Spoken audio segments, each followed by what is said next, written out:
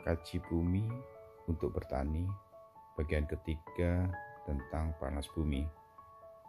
Ini merupakan video book yang ke-30 dari Lady Bakri. Assalamualaikum warahmatullahi wabarakatuh, sahabat multimedia. Pada bagian pertama kita telah bahas tentang pangan yang akan menjadi masalah dunia yang serius pada dekade-dekade mendatang. Juga tentang mata rantai sinergi air, pangan, energi, dan agromineral yang merupakan sumber nutrisi tanaman. Di bagian kedua kita tinjau bagaimana ilmu kaji bumi atau geologi juga sangat berperan dalam mengubah gurun tandus menjadi lahan pertanian yang produktif. Pada bagian 3 ini kita akan kupas tentang bagaimana memanfaatkan panas bumi untuk bertani. Tentu saja ada peran ilmu kaji bumi di sini. Semoga bermanfaat dan inspiratif, insya Allah. Jakarta, November 2021.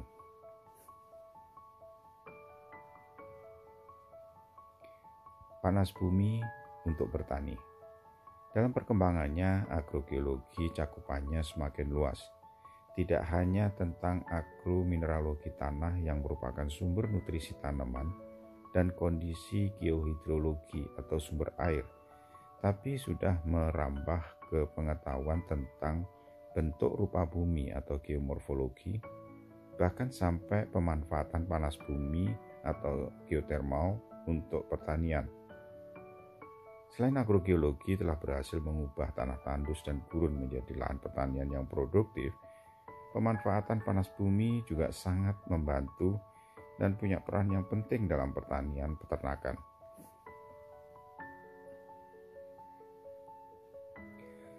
Pada bagian pertama kita telah mengulas tentang sinergi positif mata rantai air, pangan, energi yang dikenal dengan Water Food Energy Nexus.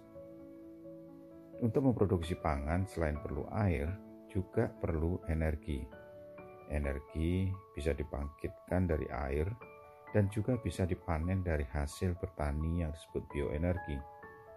Untuk mengelola dan memproduksi air bersih dengan baik, tentu perlu energi.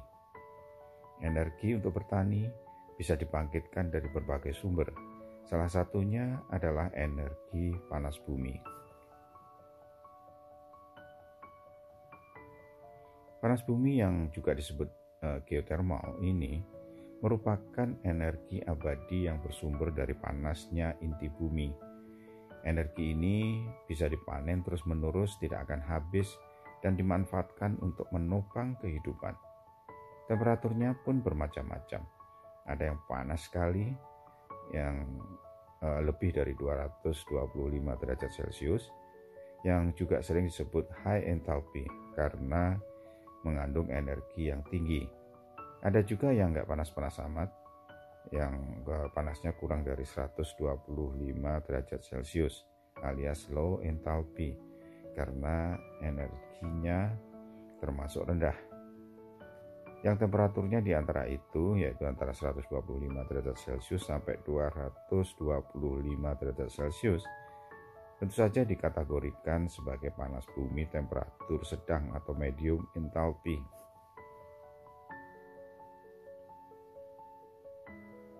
Kalau dia dari jenis fasa fluidanya, geotermal ada yang fluidanya didominasi uap, ada yang didominasi air, dan ada yang fluidanya merupakan campuran dari kedua fasa tersebut.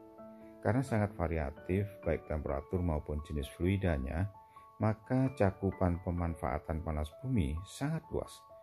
Bisa disesuaikan dengan kebutuhan. Di daerah dingin, wilayah negara-negara 4 musim, banyak yang telah memanfaatkan low enthalpy geothermal langsung untuk penghangat dan pelembab rumah kaca atau untuk pertanian atau greenhouse.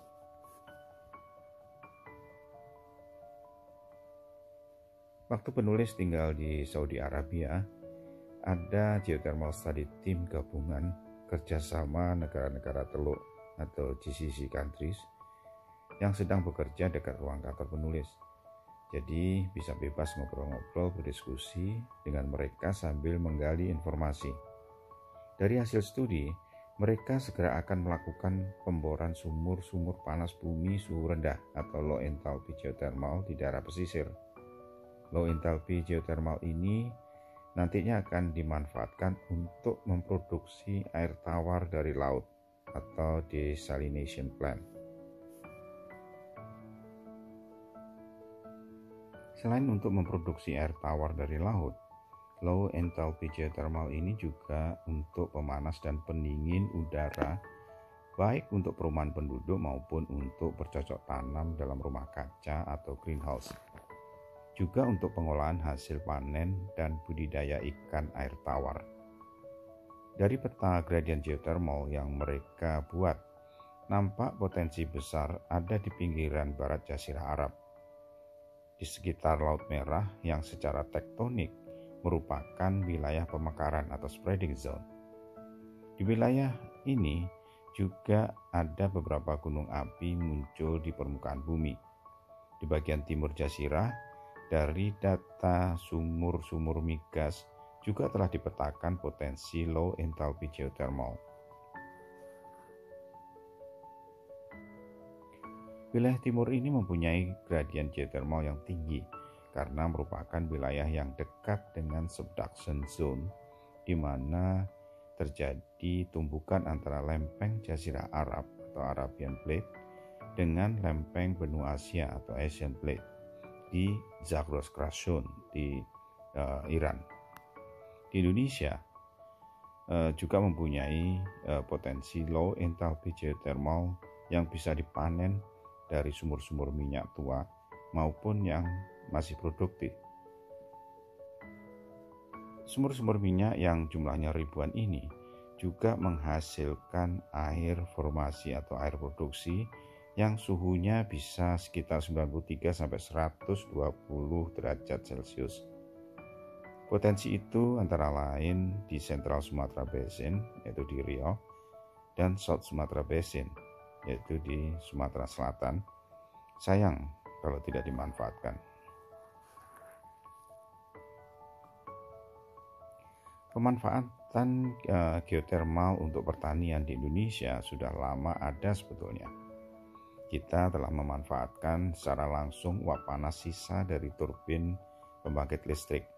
Pemanfaatan panas sisa atau limbah panas bumi ini telah berhasil meningkatkan efisiensi karena biaya pemboran sumur geothermal memang tergolong mahal.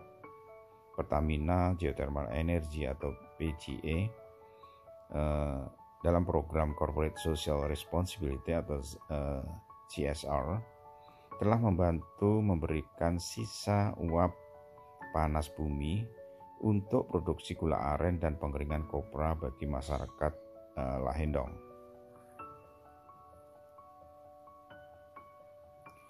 Di Kamojang, Garut, untuk pengeringan kopi dan sterilisasi media tanam jamur, bisa juga untuk penyulingan minyak atsiri.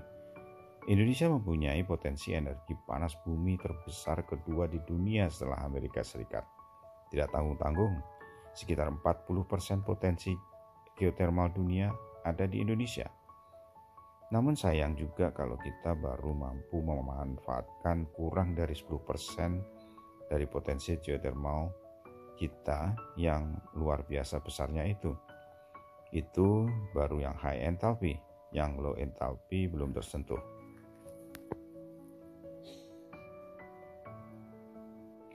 Tapi kalau kita tetap menyia-nyiakan berkah potensi panas bumi yang luar biasa ini, bisa jadi nanti kita impor pangan, daging, sayuran, dan ikan gurami dari negara gurun. Itulah pemanfaatan panasnya bumi, selain untuk membangkitkan energi, juga untuk bertani dan industri pengolahan hasil panen. Pada bagian keempat yang akan kita bahas bagaimana peran geologi, agrogeologi dalam bertani energi.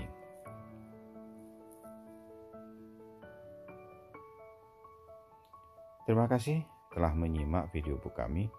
Silakan mengunjungi YouTube channel Juladi Bakri atau ketuk atau klik tautan atau link pada description untuk menyimak video book lain yang menarik. Jangan lupa subscribe.